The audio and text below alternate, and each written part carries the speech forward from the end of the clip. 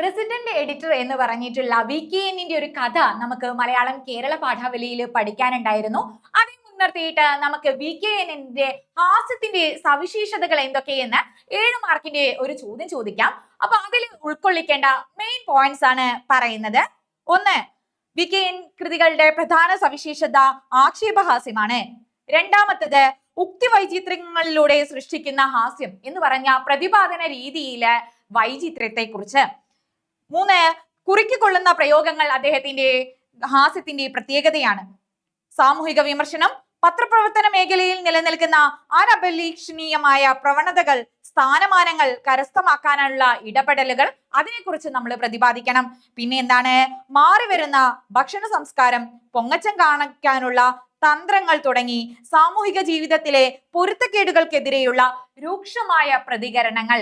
ഇത്രയും കാര്യങ്ങള് VKNന്റെ ഹാസ്യത്തിന്റെ ഏറ്റവും വലിയ സവിശേഷതയാണ്.